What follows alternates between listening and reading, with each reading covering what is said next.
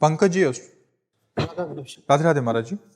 महाराज जी, YouTube के माध्यम से काफी वर्षों से आपको सुन रहा हूँ, आपकी बातों को जीवन में उतारने का प्रयास भी कर रहा हूँ। महाराज जी, मेरा प्रश्न है कि जब आपने संन्यास लिया और घर रिश्ते नाते त्याग दिए तो शुरू के कुछ महीनों में आपको अत्यंत प्रतिकूलता का सामना करना पड़ा होगा। उन परिस्थितियों में पूरे जीवन भर प्रतिकूलता ही प्रतिकूलता सहता रहा हूं। आज क्या आप हमें अनुकूल समझ रहे हैं? दोनों किडनी खराब है, कोई अंग ऐसा नहीं जो हमारा दर्द न कर रहा हो। तो बचपन से लेकर अभी तक प्रतिकूलता ही प्रतिकूलता, तो प्रतिकूलता मेरी अनुकूलता बन गई है। समझ रहे हो ना? दुख सहते सहते दुख मेरा साथी बन गया है, इसलिए मुझे अब दुख से परेशानी नहीं रहती। अब दुख, अपमान, निंदा, इनसे मुझे प्यार हो गया है। पूरे जीवन भर चलते चलते मुझे इनसे प्यार है। अब और कष्ट बढ़ता है तो मुझे और सुख मिलता है। जाना है, शरीर को छूटना है। मैं शरीर नहीं हूँ, ये नाशवान है। मैं भगवान का दास हूँ। वो अविनाशी स्वरूप हमारा है जो चिदानंद में सेवा में भगवान की जाता है। इसलिए हाँ, पहले दिन हमारे विश्वास को भगवान शंकर ने पुष्ट किया।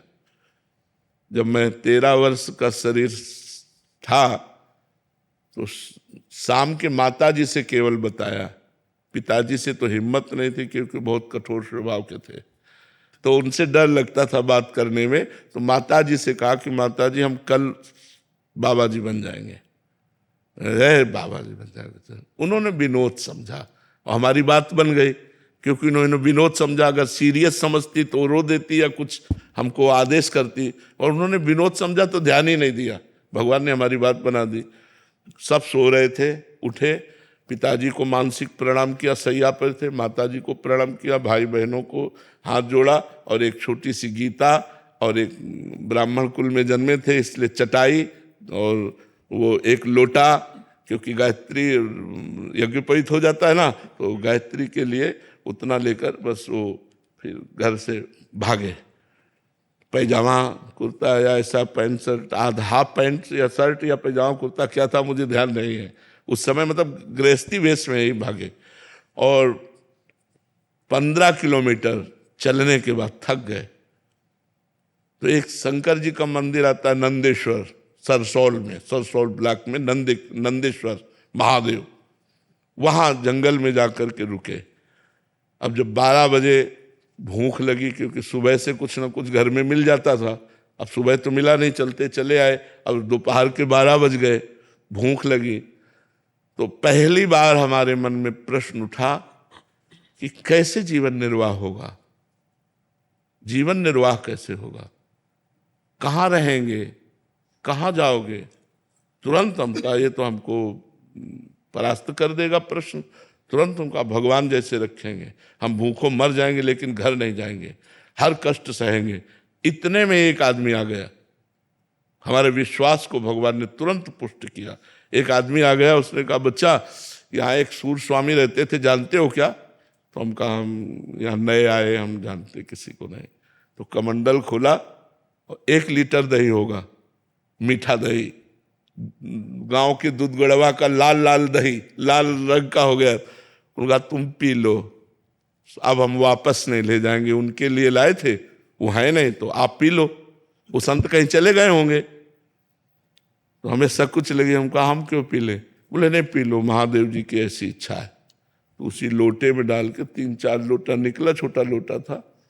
और जब वो गए तो 1 लीटर दही में खूब छक गए ना, बस जो ही गए से शंकर जी के ऐसे पिंडी को पकड़ के खूब रोए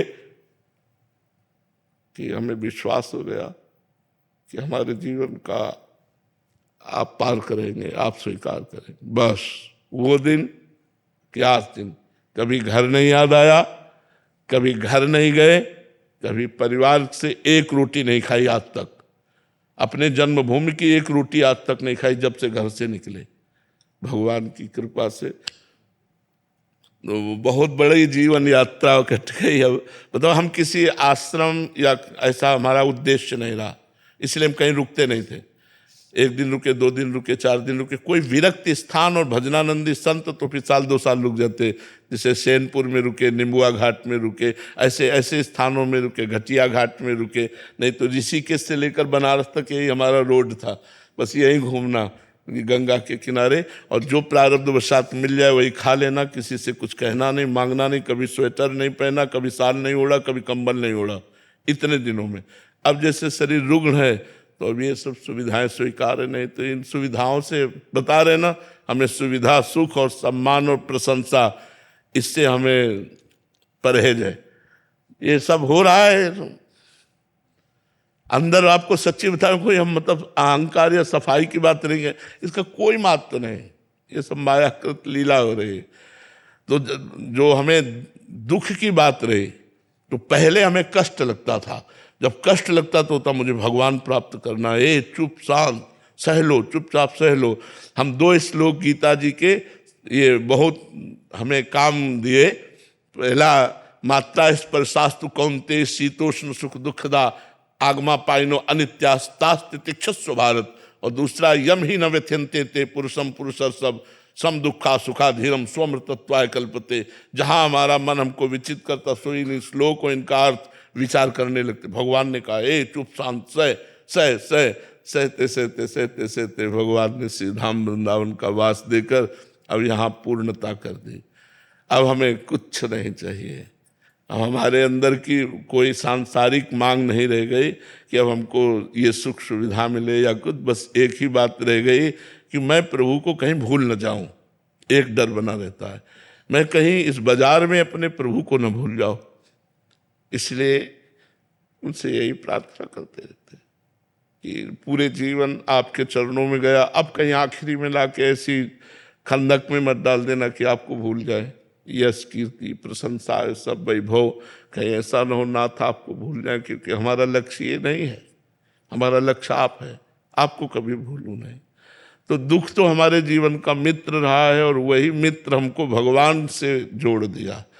तो ये जीवन कथा है हमारी, पीछे से लेकर के अभी तक। महाराज जी, हम पर भी दया कीजिए कि हम भी भजन नहीं छूटे हमारा। हाँ, यही सबसे बड़ी बात है, भजन न छूटे, यही सार बात है।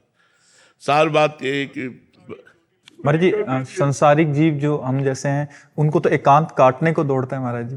हमें समाज काटने को दौड़ता है। आपको हमारा मन जो है वो सही पूछो तो आज हमारा मन उस बात को लेकर के ललचाता है जिस बात को भगवान ने हमें पहले दिया था। जो गंगा किनारे का जीवन था उस बात को लेकर ललचाता है, लेकिन अब हम असमर्थ हैं। अगर हमारा शरीर स्वस्थ होता तो आपको सही कहते हैं, ये सौभाग्य आप लोगों को ना मिलता। हमको ये सब अच्छा नहीं लगता।